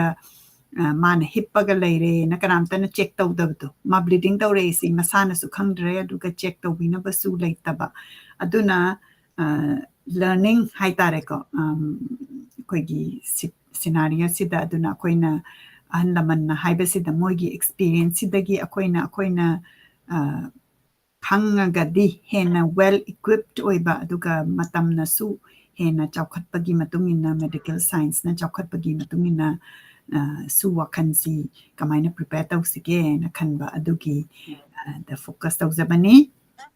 ꯌꯥꯝꯅ ꯅꯨꯡꯉꯥꯏꯔꯦ ꯉꯁꯤ ꯇꯥꯕꯤꯔꯤꯕ ꯄꯨꯝꯅꯃꯛꯀꯤ ꯋꯤꯁꯦꯁꯄꯨ ꯊꯥꯒꯠꯆꯔꯤ ꯏꯃꯥꯅ ꯃꯁꯤ ꯅꯤꯡꯁꯤꯡꯉꯀꯥꯟꯗ ꯁꯨꯃꯥꯏꯅ ꯑꯩꯈꯣꯏ ꯃꯌꯥꯝꯒꯤꯗꯃꯛꯇ ꯂꯥꯏꯔꯤꯛ ꯏꯊꯣꯔꯛꯄꯒꯤ ꯁꯤꯠ ꯍꯥꯏꯇꯥꯔꯦ ꯀꯩꯅꯣ ꯃꯔꯨ ꯍꯨꯟꯕꯁꯤ ꯍꯧꯔꯛꯑꯕꯅꯤ ꯍꯧꯖꯤꯛ ꯑꯩꯈꯣꯏꯅ ꯐꯣꯀꯁ ꯇꯧꯔꯒ ꯃꯁꯤ ꯐꯖꯅ ꯏꯊꯣꯛꯑꯒ ꯑꯃꯨꯛ ꯑꯩꯈꯣꯏ ꯃꯌꯥꯝꯗ ꯀꯥꯟꯅꯒꯗꯕ ꯑꯗꯒꯤ ꯐꯣꯀꯁ ꯇꯧꯒꯗꯕ ꯔꯣꯝꯗ ꯍꯦꯟꯅ ꯐꯣꯀꯁ ꯇꯧꯕ ꯑꯩꯈꯣꯏꯒꯤ ꯁꯣꯁꯥꯏꯇꯤꯁꯤꯗ ꯍꯧꯖꯤꯛꯁꯦ ꯐꯣꯔ ꯑꯦꯛꯖꯥꯝꯄꯜ ꯀꯅꯥꯅꯣꯃꯅ ꯃꯦꯟꯇꯦꯜ ꯏꯁꯨꯗ ꯍꯟꯗꯛꯁꯦ ꯌꯥꯝ ꯂꯩ ꯃꯦꯟꯇꯦꯜ ꯏꯁꯨꯗ ꯁꯨꯁꯥꯏꯠ ꯇꯧꯔꯒ ꯂꯩꯇ꯭ꯔꯦ ꯍꯥꯏꯔꯀꯥꯟꯗ ꯑꯁ ꯌꯥꯝ ꯅꯨꯡꯉꯥꯏꯇꯦꯅ ꯍꯥꯏꯅꯔꯤꯁꯦ ꯅꯨꯡꯉꯥꯏꯇꯦꯅ ꯍꯥꯏꯅꯕꯗꯨ ꯊꯣꯛꯈ꯭ꯔꯀꯥꯟꯗꯗꯤ ꯀꯩꯝ ꯎꯄꯥꯏ ꯂꯩꯇ꯭ꯔꯦ ꯑꯗꯨꯕꯨ ꯑꯩꯈꯣꯏ ꯃꯌꯥꯝꯅ ꯃꯥꯅ ꯃꯦꯟꯇꯦꯜꯂꯤ ꯅꯨꯡꯉꯥꯏꯇꯕꯗꯨꯗꯩꯗꯨꯗ ꯑꯩꯈꯣꯏꯅ ꯃꯥꯒꯤ ꯐ꯭ꯔꯦꯟ ꯁꯔꯀꯜ ꯅꯠꯇ꯭ꯔꯒ ꯐꯦꯃꯤꯂꯤꯗ ꯂꯩꯔꯒꯗꯤ ꯑꯩꯈꯣꯏꯅ ꯂꯥꯏꯛ ꯀꯔꯤ ꯇꯧꯕ ꯌꯥꯏ ꯑꯩꯈꯣꯏꯅ ꯃꯉꯣꯟꯗ ꯐꯣꯟ ꯇꯧꯔꯒ ꯅꯠꯇ꯭ꯔꯒꯅ ꯅꯪ ꯀꯩ ꯅꯨꯡꯉꯥꯏꯇꯕ ꯂꯩ ꯅꯠꯇ꯭ꯔꯒ ꯑꯦꯅꯤ ꯁ꯭ꯃꯣꯜ ꯁꯄꯣꯔꯠ ꯄꯤꯕꯗꯣ ꯑꯗꯣꯝꯗ ꯑꯣꯏꯅ ꯈꯟꯃꯤꯟꯅꯁꯤ ꯂꯩꯈꯤꯗ꯭ꯔꯀꯥꯟꯗꯗꯤ ꯍꯣꯏ ꯔꯤꯆꯨꯋꯦꯜꯒꯤꯗꯃꯛꯇꯗꯤ ꯅꯨꯡꯉꯥꯏꯀꯣ ꯍꯪꯕ ꯂꯥꯛꯄ ꯑꯗꯒꯤ ꯂꯥꯏꯒꯤ ꯀꯠꯄ ꯈꯣꯠꯄ ꯑꯗꯨꯏꯁꯨ ꯍꯤꯡꯉꯤꯉꯩꯗ ꯑꯣꯏꯅ ꯁꯄꯣꯔꯠ ꯄꯤꯕꯗꯣ ꯑꯗꯨꯗꯨꯗ ꯍꯦꯟꯅ ꯏꯝꯄꯣꯔꯇꯦꯟꯁ ꯄꯤꯍꯟꯅꯤꯡꯉꯤ ꯑꯗꯨꯒ ꯑꯩꯈꯣꯏꯅ ꯃꯥꯒꯤ ꯑꯋꯥꯕ ꯀꯔꯤ ꯑꯍꯣꯕ ꯂꯩꯒꯦ ꯍꯥꯏꯗꯣ ꯑꯗꯨ ꯑꯦꯛꯁꯄꯤꯔꯤꯌꯦꯟꯁ ꯇꯧꯗ꯭ꯔꯒꯗꯤ ꯈꯪꯗ꯭ꯔꯦꯗꯅ ꯑꯗꯨꯅ ꯉꯁꯤꯒꯤ ꯇꯣꯄꯤꯛꯁꯤꯗ ꯅꯨꯄꯤ ꯑꯃꯅ ꯃꯆꯥ ꯄꯣꯛꯄ ꯀꯥꯟꯗ ꯀꯔꯤ ꯗꯔꯀꯥꯔ ꯂꯩ ꯃꯥꯅ ꯆꯥꯅꯤꯡꯕ ꯈꯣꯠꯅꯤꯡꯕ ꯑꯗꯒꯤ ꯃꯥꯅ ꯃꯄꯥꯟ ꯊꯣꯛꯄ ꯐꯥꯎꯗ ꯑꯩꯈꯣꯏꯅ ꯁꯤ ꯁꯦꯛꯁꯟ ꯇꯧꯔꯛꯄꯁꯦ ꯁꯤ ꯁꯦꯛꯁꯟ ꯇꯧꯕꯁꯤꯗ ꯃꯄꯥꯟ ꯊꯣꯛꯄꯁꯦ ꯏꯇꯣꯝꯗ ꯆꯠꯄ ꯉꯝꯃꯣꯏꯗꯣꯏꯅꯦꯕ ꯑꯩꯈꯣꯏꯒꯤ ꯐꯃꯨꯡꯗꯩꯅ ꯕꯥꯊꯔꯨꯝ ꯐꯥꯎ ꯆꯠꯄꯁꯦ ꯈꯣꯡ ꯊꯥꯡꯕ ꯉꯝꯗꯦꯕ ꯑꯗꯣ ꯉꯝꯗꯕꯗꯨ ꯀꯃꯥꯏꯅ ꯆꯠꯀꯅꯤ ꯑꯗꯨꯑꯣꯏꯗꯤ ꯃꯥꯏ ꯃꯅꯥꯛꯇ ꯃꯤ 3-4 ꯂꯩꯕ ꯑꯃ ꯆꯪꯉꯦꯕ ꯃꯥꯅ ꯆꯠꯄꯗꯨꯗꯩꯗꯨꯗ ꯐꯖꯅ ꯈꯨꯠ ꯁꯝꯕꯤꯔꯒ ꯆꯠꯄ ꯈꯣꯠꯄ ꯑꯗꯣ ꯃꯅꯥꯛꯇꯨꯗ ꯃꯤ ꯀꯅꯥꯝ ꯂꯩꯇ꯭ꯔꯗꯤ ꯀꯃꯥꯏꯅ ꯁꯄꯣꯔꯠ ꯑꯣꯏꯒꯅꯤ ꯑꯗꯨꯒꯨꯝꯕꯒꯤ ꯀꯩꯅꯣꯗꯨꯅꯤ ꯑꯗꯒꯤ ꯅꯥꯔꯛꯄ ꯈꯣꯠꯂꯛꯄꯗ ꯌꯥꯝꯅ ꯊꯨꯅ ꯗꯥꯛꯇꯔ ꯀꯧꯕꯅꯤ ꯈꯪꯗꯦ ꯑꯗꯨꯒ ꯋꯦꯜ ꯏꯀ꯭ꯋꯤꯞꯇ ꯑꯣꯏꯕ ꯃꯐꯝꯗ ꯆꯠꯄ ꯅꯠꯇ꯭ꯔꯒꯗꯤ ꯏꯍꯦ ꯑꯗꯨꯃꯥꯏꯅ ꯑꯉꯥꯡ ꯎꯅꯕꯗ ꯑꯗꯨ ꯇꯧꯔꯦꯌꯦꯅ ꯍꯥꯏꯅ ꯑꯗꯨ ꯊꯣꯛꯀꯅꯤ ꯍꯥꯏꯕꯒꯤ ꯑꯗꯨꯒꯤ ꯅꯨꯡꯉꯥꯏꯇꯕ ꯑꯗꯨꯒꯨꯝꯕꯅꯤ ꯑꯗꯒꯤ ꯑꯃꯔꯣꯝꯗ ꯉꯁꯥꯏ ꯑꯩꯈꯣꯏ ꯃꯥꯅ ꯄꯟꯕꯤꯈꯤ ꯑꯩꯒꯤ ꯑꯩꯈꯣꯏ ꯁꯣꯁꯇꯤ ꯆꯥꯎꯕ ꯈꯣꯠꯄ ꯁꯤꯁꯨ ꯑꯃꯨꯛ ꯉꯁꯥꯏꯒꯤ ꯃꯃꯤ ꯇꯥꯕꯗ ꯅꯨꯄꯥ ꯄꯣꯛꯑꯒꯅ ꯁꯣꯁꯇꯤꯁꯤ ꯂꯤꯂꯥ ꯇꯧꯁꯤ ꯑꯗꯒꯤ ꯇꯟ ꯇꯧꯁꯤ ꯀꯩ ꯃꯇꯝꯗꯨꯗ ꯇꯟꯁꯤ ꯌꯥꯝꯅ ꯀꯩ ꯍꯥꯏꯇꯥꯔꯦ ꯄ꯭ꯔꯦꯁꯇꯤꯖꯤꯌꯁ ꯑꯣꯏꯕ ꯄꯣꯠ ꯑꯣꯏꯔ ꯃꯥꯜꯂꯦ ꯀꯕꯣꯛ ꯀꯥꯏꯁꯤꯅ ꯍꯧꯖꯤꯛꯁꯨ ꯀꯩꯅꯣ ꯇꯧꯕ ꯑꯗꯣ ꯃꯁꯤ ꯑꯩꯈꯣꯏꯒꯤ ꯁꯣꯁꯥꯏꯇꯤꯗ ꯑꯗꯨꯝ ꯂꯩ ꯑꯩꯈꯣꯏꯅ ꯑꯩꯈꯣꯏ ꯕꯕꯥ ꯂꯩꯈꯤꯗꯕꯗꯁꯨ ꯑꯩꯈꯣꯏ ꯕꯥ ꯏꯕꯥꯅꯤꯁꯤ ꯑꯩꯈꯣꯏꯗꯤ ꯌꯥꯝ ꯐ꯭ꯔꯦꯡꯛ ꯑꯣꯏꯅ ꯑꯗꯨꯝ ꯑꯩꯈꯣꯏꯁꯦ ꯋꯥꯔꯤ ꯁꯥꯟꯅꯩ ꯂꯩꯈꯤꯗ꯭ꯔꯀꯥꯟꯗ ꯀꯩ ꯇꯧꯁꯤꯒꯦ ꯈꯣꯠꯈꯤꯁꯤꯒꯦ ꯀꯥꯏꯅ ꯑꯗꯣ ꯑꯩꯈꯣꯏ ꯕꯥ ꯏꯕꯥꯅꯤꯅ ꯋꯥꯔꯤ ꯁꯥꯟꯅꯈꯤꯕꯗꯗꯤ ꯑꯩꯈꯣꯏꯅ ꯀꯩꯅꯣ ꯈꯦꯆ꯭ꯔꯤ ꯀꯩꯅꯣꯗꯣ ꯊꯝꯅꯥꯗꯒ ꯇꯧꯔꯒ ꯇꯧꯕꯗꯣ ꯇꯧꯍꯟꯅꯤꯡꯕ ꯆꯥꯛ ꯍꯥꯏꯇꯥꯔꯦꯀꯣ ꯆꯥꯛ ꯅꯠꯇꯦ ꯀꯔꯤ ꯀꯧꯏꯃ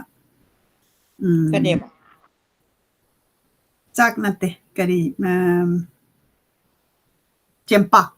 ꯆꯦꯡꯄꯥꯛꯀꯤ ꯑꯃ ꯇꯧꯕꯗꯣ ꯆꯦꯡꯄꯥꯛꯅꯦ ꯑꯇꯤꯡꯕ ꯆꯦꯡꯄꯥꯛ ꯑꯇꯤꯡꯕ ꯍꯥꯏꯅ ꯑꯃ ꯂꯩ ꯐꯣꯂꯥ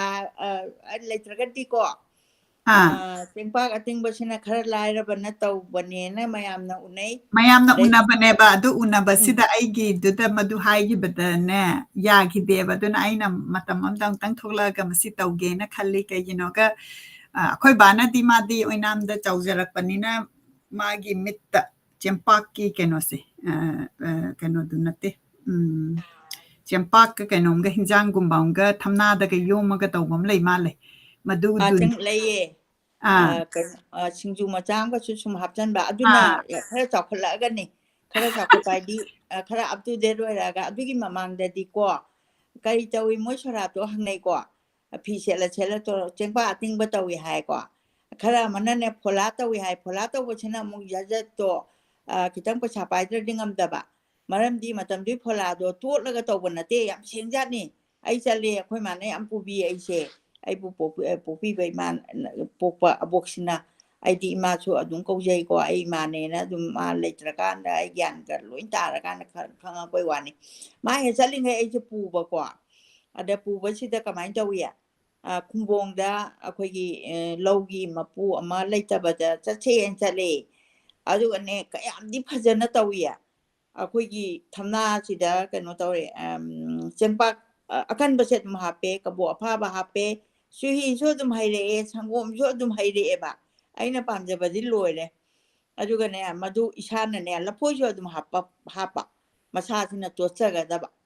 ꯑꯗꯨꯃꯥꯏꯅ ꯇꯧꯔꯒꯅꯦ ꯑꯗꯨꯅ ꯈꯤꯇꯪ ꯑꯃꯨꯛ ꯀꯣꯏꯊꯣꯛꯑꯦ ꯆꯨꯍꯤꯗꯨ ꯑꯐꯕ ꯂꯧꯗꯕ ꯌꯥꯗꯦ ꯃꯅꯝ ꯑꯣꯟꯕꯒꯨꯝꯕ ꯌꯥꯗꯦꯕ ꯆꯨꯍꯤ ꯑꯅꯧꯕꯗꯨꯒ ꯇꯣꯠꯂꯒ ꯇꯧꯋꯦ ꯑꯗꯨꯒ ꯆꯥꯛꯀ ꯇꯧꯔꯛꯄꯁꯤꯗꯤꯅꯦ ꯉꯔꯥꯡ ꯈꯛꯇꯅꯦꯕ ꯆꯥꯛꯁꯤ ꯌꯥꯝ ꯇꯧꯔꯦ ꯃꯅꯤꯄꯨꯔꯒꯤꯁꯦ ꯑꯗꯨꯒ ꯃꯅꯤꯄꯨꯔꯒꯤ ꯆꯥꯛꯁꯤꯗꯤ ꯈꯤꯇꯪ ꯍꯪꯃꯟꯈ꯭ꯔꯦ ꯃꯆꯥ ꯄꯣꯛꯑꯁꯨ ꯆꯥꯛ ꯇꯧꯔꯦ ꯑꯗꯒꯤ ꯆꯧꯃꯁꯨ ꯆꯥꯛ ꯇꯧꯔꯦ ꯑꯗꯒꯤ ꯀꯩꯅꯣ ꯇꯧꯔꯁꯨ ꯃꯅꯥ ꯍꯨꯠꯂꯁꯨ ꯆꯥꯛ ꯇꯧꯔꯦ ꯑꯗꯩ ꯂꯨꯍꯣꯡꯉꯁꯨ ꯆꯥꯛꯁꯤ ꯑꯗꯨꯝ ꯀꯝꯄꯜꯁꯔꯤ ꯑꯗꯨꯝ ꯇꯧꯔꯦ ꯑꯗꯨꯗ ꯑꯃꯨꯛ ꯈꯔ ꯄꯥꯝꯖꯗꯕ ꯑꯃ ꯌꯥꯎꯔꯤꯌꯦ ꯍꯥꯏꯔꯕꯅꯤꯅ ꯁꯨꯝꯗꯤ ꯍꯥꯏꯗꯣꯛꯅꯤꯡꯉꯦꯗꯀꯣ ꯆꯥꯛꯁꯤ ꯇꯧꯕꯁꯤꯗ ꯌꯥꯝꯅ ꯁꯦꯡꯅꯀꯣ ꯇꯧꯋꯦ ꯑꯩꯁꯨ ꯆꯠꯂꯤꯀꯣ ꯉꯔꯥꯡ ꯅꯍꯥꯟꯒꯤ ꯌꯥꯝ ꯅꯨꯡꯉꯥꯏꯇꯕ ꯑꯃꯒꯤ ꯏꯕꯦꯝꯃꯗꯣ ꯑꯩꯒ ꯗꯦꯜꯂꯤꯗ ꯑꯗꯨꯝ ꯋꯥꯔꯤ ꯁꯥꯖꯕ ꯏꯕꯦꯝꯃꯅꯤꯀꯣ ꯃꯥꯁꯨ 4 ꯆꯥꯏꯜ ꯀꯩꯅꯣ ꯇꯧꯕꯁꯤꯗ ꯂꯩꯈꯤꯗ꯭ꯔꯕ ꯂꯥꯏꯔꯤꯛꯁꯨ ꯍꯩꯈ꯭ꯔ ꯄꯣꯠꯅꯤ ꯑꯗꯩꯗ ꯃꯥꯒꯤꯗꯨꯗ ꯌꯥꯝ ꯐꯖꯅ ꯇꯧꯋꯦꯕ ꯂꯝꯄꯥꯛꯇꯒ ꯇꯧꯗꯅ ꯑꯩ ꯆꯠꯂꯦ ꯅꯪ ꯇꯥꯃꯣꯅ ꯊꯤꯟꯕꯤꯗꯅ ꯑꯗꯨ ꯀꯩꯗꯧꯏ ꯈꯪꯕ꯭ꯔꯥ ꯑꯩ ꯁꯥꯇ꯭ꯔ ꯑꯃꯅ ꯍꯤꯗꯥꯛꯁꯦ ꯑꯩꯗꯤ ꯑꯩ ꯁꯥꯇ꯭ꯔꯁꯦ ꯑꯗꯨꯝ ꯈꯪꯉꯦꯕ ꯑꯩ ꯁꯥꯇ꯭ꯔꯒ ꯑꯩꯒ ꯌꯥꯝ ꯅꯛꯁꯟꯅꯕ ꯁꯥꯇ꯭ꯔꯤꯒ ꯌꯥꯝ ꯅꯛꯁꯟꯅꯕ ꯑꯩꯅ ꯑꯣꯖꯥ ꯑꯣꯏꯕꯁꯤꯁꯨ ꯐꯖꯅ ꯑꯣꯏꯕꯅꯦꯕ ꯑꯗꯩꯗ ꯃꯥꯅ ꯀꯩꯅꯣ ꯇꯧꯔꯤꯕ ꯍꯤꯗꯥꯛ ꯊꯛꯑꯀꯥꯟꯗ ꯑꯍꯟ ꯃꯌꯥꯝ ꯃꯔꯛꯇ ꯐꯝꯃꯒꯅꯦ ꯑꯩꯒꯗꯤ ꯃꯥꯏ ꯑꯣꯟꯁꯤꯟꯅꯕꯗꯤ ꯅꯠꯇ꯭ꯔꯒ ꯑꯩ ꯎꯔꯦꯀꯣ ꯃꯥꯅ ꯁꯨꯃꯥꯏꯅ ꯍꯥꯏꯌꯦꯕꯀꯣ ꯑꯍꯟꯁꯤꯡꯁꯤꯗꯤ ꯌꯥꯝ ꯁꯥꯎꯅꯤꯡꯉꯕꯀꯣ ꯃꯥꯗꯤ ꯉꯔꯥꯡꯒꯤ ꯃꯅꯤꯟꯒ ꯅꯠꯇꯦ ꯃꯣꯏꯒꯤ ꯆꯥꯔꯝꯗꯥꯏꯗ ꯑꯍꯟꯁꯨ ꯀꯩꯁꯨ ꯇꯧꯔꯤ ꯍꯧꯖꯤꯛꯀꯥꯟꯁꯦ ꯑꯗꯨ ꯑꯩ ꯏꯃꯤꯠꯁꯤꯅ ꯎꯔꯕꯅꯤꯀꯣ ꯑꯗꯣ ꯃꯁꯤꯗꯤ ꯅꯨꯡꯉꯥꯏꯇꯦ ꯑꯩ ꯅꯨꯡꯉꯥꯏꯖꯗꯦ ꯍꯥꯏꯕꯅꯤ ꯃꯣꯏꯕꯨ ꯅꯣꯛꯅꯖꯕꯩ ꯋꯥꯐꯝ ꯅꯠꯇꯦ ꯅꯨꯡꯗꯥꯡꯗ ꯀꯩꯗ ꯂꯣꯟꯅ ꯊꯨꯞꯅꯒ ꯇꯧꯕꯗꯨꯅꯕꯨ ꯈꯔ ꯐꯈ꯭ꯔꯦꯀꯣ ꯑꯗꯨꯐꯥꯎ ꯐꯔꯝꯗ꯭ꯔꯤꯕꯅꯤ ꯊꯥꯏꯅꯗꯤ ꯑꯗꯣ ꯅꯨꯄꯥ ꯃꯆꯥꯁꯦ ꯑꯩꯅ ꯃꯁꯤꯗ ꯑꯃ ꯃꯃꯤꯠ ꯉꯥꯡꯅꯤ ꯇꯧꯔꯤꯁꯤꯕꯨ ꯑꯩꯅ ꯇꯝꯕꯤꯔꯛꯄ ꯁꯥꯇ꯭ꯔ ꯃꯥꯜꯂꯤ ꯀꯔꯤ ꯁ꯭ꯀꯨꯜꯒꯤꯅꯣ ꯅꯤꯡꯁꯤꯡꯉ ꯂꯩꯉꯩꯗ ꯃꯥꯅ ꯑꯃꯨꯛ ꯀꯔꯤ ꯍꯥꯏꯔꯛꯑꯦ ꯑꯁꯣꯝꯗꯅꯤꯀꯣ ꯑꯁ ꯑꯩꯗꯤ ꯉꯁꯤ ꯑꯩꯈꯣꯏ ꯑꯣꯖꯥ ꯌꯥꯝ ꯅꯨꯡꯁꯤꯕ ꯑꯃ ꯌꯥꯎꯔꯦ ꯍꯣꯔꯦꯟ ꯂꯣꯏꯔꯒ ꯑꯩ ꯃꯥꯏ ꯃꯈꯣꯡꯄꯥꯏ ꯈꯣꯏꯔꯝꯗꯣꯏꯅꯤ ꯉꯥꯡꯉꯤꯅꯦꯍꯦ ꯃꯁꯤ ꯑꯩ ꯑꯣꯏꯔꯝꯃꯗ꯭ꯔꯥ ꯑꯩ ꯄꯥꯈꯠꯂꯦ ꯑꯩꯅꯁꯨ ꯃꯥꯁꯦ ꯑꯩ ꯁ꯭ꯇꯨꯗꯦꯟꯅꯤ ꯃꯁꯛꯀꯗꯨꯗꯤ ꯑꯣꯜꯂꯦꯀꯣ ꯃꯆꯥꯒ ꯑꯗꯨꯝ ꯂꯨꯍꯣꯡꯉꯝꯃꯅꯤ ꯑꯗꯒꯤꯗꯤ ꯉꯁꯤ ꯉꯔꯥꯡꯒꯤ ꯁ꯭ꯇꯨꯗꯦꯟ ꯑꯣꯏꯅꯥꯝ ꯀꯣꯂꯦꯖꯀꯤ ꯅꯠꯇꯦꯕ ꯈꯔ ꯌꯥꯝ ꯀꯨꯏꯔꯕꯁꯤꯅꯦ ꯑꯥꯏꯗꯤꯑꯦꯟꯒꯤꯒ ꯑꯣꯏꯔꯝꯗꯧ ꯃꯥꯜꯂꯦ ꯅꯨꯄꯥ ꯃꯆꯥꯗꯣ ꯑꯍꯟ ꯑꯣꯏꯖꯔꯦꯕ ꯑꯗꯨꯒꯅꯦ ꯑꯗꯨꯒꯨꯝꯕꯒꯁꯨ ꯌꯥꯎꯔꯦ ꯍꯧꯖꯤꯛꯁꯦ ꯆꯥꯛ ꯆꯥꯔꯝꯗꯥꯏꯗ ꯃꯥꯡꯕ ꯑꯍꯟ ꯒ꯭ꯔꯨꯞꯀꯁꯨ ꯌꯥꯎꯔꯦ ꯑꯗꯨꯒꯅꯦ ꯃꯃꯤꯠꯀꯗꯣ ꯐꯥꯛꯂꯤ ꯇꯧꯔꯒ ꯀꯟꯃꯗꯨꯒꯤ ꯑꯗꯨ ꯄꯥꯝꯖꯗꯦ ꯅꯨꯃꯤꯠꯇꯨꯗ ꯊꯛꯍꯧꯗꯗꯤ ꯌꯥꯗ꯭ꯔꯕ ꯅꯨꯃꯤꯠꯇꯨꯗꯗꯤ ꯕꯩꯁꯅꯣꯞ ꯂꯣꯏꯅ ꯑꯃꯨꯛ ꯑꯣꯏꯔꯀꯥꯟꯗ ꯍꯣꯔꯦꯟ ꯅꯨꯡꯗꯥꯡ ꯃꯥ ꯊꯣꯛꯄ ꯇꯧꯖꯔꯨꯕ ꯌꯥꯗ꯭ꯔꯥ ꯑꯗꯨ ꯈꯔ ꯅꯨꯡꯉꯥꯏꯇꯦꯅ ꯍꯥꯏꯖꯕꯩ ꯋꯥꯅꯤ ꯀꯅꯥꯝꯇ ꯄꯔꯁꯣꯅꯦꯜ ꯅꯠꯇꯦꯀꯣ ꯑꯩꯒꯤꯁꯦ ꯍꯧꯖꯤꯛꯀꯤ ꯑꯩꯈꯣꯏ ꯆꯠꯅꯔꯛꯏꯕ ꯍꯣꯡꯉꯤꯁꯦ ꯑꯩꯒꯤꯗꯤ ꯑꯩꯈꯣꯏ ꯉꯁꯤꯗꯕꯨ ꯈꯪꯕꯅꯤ ꯑꯩꯒꯤꯗꯤ ꯏꯃꯥꯅ ꯆꯒꯨꯝꯕꯁꯨ ꯇꯧꯕꯤꯔꯛꯇ꯭ꯔꯦ ꯑꯗꯨꯅ ꯑꯍꯨꯝꯁꯨꯕ ꯑꯉꯥꯡꯅꯤꯅ ꯀꯌꯥ ꯇꯧꯕꯤꯔꯛꯇ꯭ꯔꯕꯅꯤꯅ ꯌꯥꯝꯅ ꯁꯨꯃꯥꯏꯅ ꯐꯪꯁꯟꯒꯨꯝꯕ ꯇꯧꯕꯁꯦ ꯑꯗꯨꯒꯤꯔ ꯈꯪꯗꯦ ꯑꯩ ꯏꯁꯥꯅ ꯌꯥꯝ ꯀꯟꯅ ꯈꯣꯏꯗꯥꯕ ꯑꯣꯏꯗꯦ ꯑꯗꯨꯒ ꯇꯧꯔꯒꯁꯨ ꯌꯥꯝꯅ ꯄꯤꯛꯅ ꯑꯩꯈꯣꯏꯒꯤ ꯚꯦꯔꯤ ꯀ꯭ꯂꯣꯁ ꯅꯤꯠ ꯍꯥꯏꯇꯥꯔꯦꯀꯣ ꯑꯗꯨꯒ ꯇꯧꯕ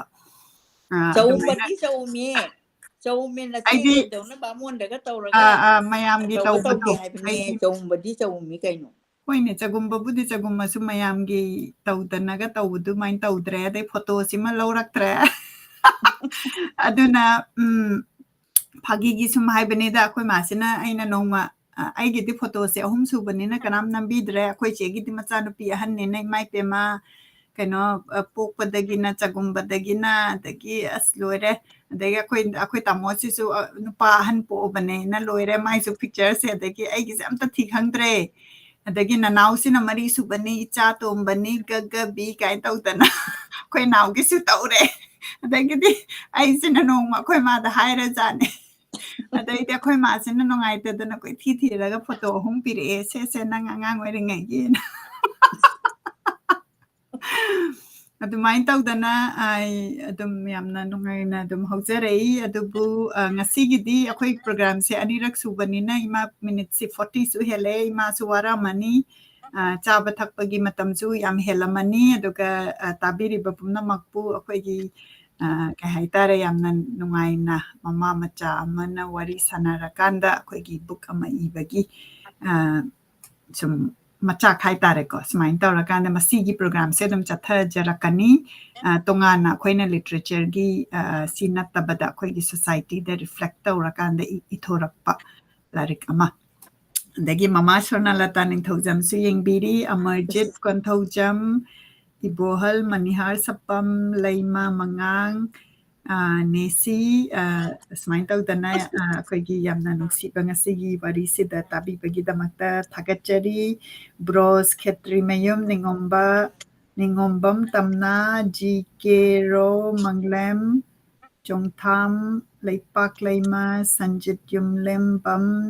ꯅꯟꯗꯕꯇꯤ ꯀꯣꯟꯊꯧꯖꯝ ꯇꯔꯨꯅꯥ ꯑꯥꯔ ꯗꯤ ꯇꯈꯦꯜ ꯕꯤꯖꯦꯇꯥ ꯍꯦꯔꯣꯖꯤꯠ ꯔꯣꯅꯤꯕꯂꯥ ꯀꯦꯅꯦꯗꯤ ꯏꯝꯔꯥꯟ ꯄ꯭रिꯌꯥꯡꯀꯥ ꯑꯅꯤꯇꯥ ꯒꯨꯅꯤꯇꯥ ꯆꯤꯠꯇꯔꯟꯖꯟ ꯌꯥꯝ ꯅꯨꯡꯉꯥꯏ ꯄꯨꯝꯅꯃꯛ ꯌꯦꯡꯕꯤꯕꯒꯤ ꯏꯕꯦꯝꯇꯣꯝꯕꯤ ꯑꯗꯨꯅ ꯊꯤꯌꯥꯝ ꯁꯨꯔꯕꯂꯥ ꯁꯨꯃꯥꯏꯅ ꯇꯧꯗꯅ ꯑꯩꯒꯤ ꯍꯌꯦꯡ ꯏꯄꯣꯛ ꯅꯨꯃꯤꯠꯀꯤ ꯁꯦꯂꯦꯕ꯭ꯔꯦꯠ ꯇꯧꯕꯒꯤ ꯋꯤꯁꯦꯁ ꯄꯤꯕꯤꯔꯛꯄꯒꯤ ꯊꯥꯒꯠꯆꯔꯤ ꯑꯩꯈꯣꯏꯅ ꯄꯨꯟꯁꯤꯁꯤ ꯑꯩꯈꯣꯏꯒꯤ ꯐꯖꯔꯕ ꯋꯥꯔꯜꯁꯤꯗ ꯄꯣꯔꯛꯄꯤꯔꯤꯁꯤ ꯏꯃꯥꯅ ꯄꯨꯕꯤꯔꯛꯄꯅꯤꯅ ꯏꯄꯣꯛ ꯅꯨꯃꯤꯠꯁꯤꯗ ꯏꯃꯥꯕꯨ ꯈꯨꯔꯨꯝꯃꯤꯟꯅꯁꯤ ꯃꯁꯤ ꯍꯥꯏꯔꯒ ꯉꯁꯤꯒꯤ ꯄ꯭ꯔꯣꯒ꯭ꯔꯥꯝ ꯑꯁꯤ ꯂꯣꯏꯁꯤꯟꯖꯔꯒꯦ ꯏꯃꯥꯕꯨ ꯈꯨꯔꯨꯝꯖꯔꯤ ꯏꯃꯥꯅ ꯉꯁꯤ ꯈꯔ ꯏꯊꯣꯛꯄꯤꯔꯛꯄ ꯋꯥꯔꯤ ꯃꯆꯥ ꯑꯁꯤꯒꯤꯗꯃꯛꯇ ꯊꯥꯒꯠꯆꯔꯤ ꯈꯨꯔꯨꯝꯖꯔꯤ ꯏꯆꯥꯗ ꯃꯪꯒꯣꯜ ꯄꯤꯖꯔꯒ ꯑꯩꯁꯨ ꯃꯌꯥꯝꯗ ꯀꯥꯏꯅꯅꯕ ꯌꯥꯊꯪ ꯅꯤꯖꯔꯤ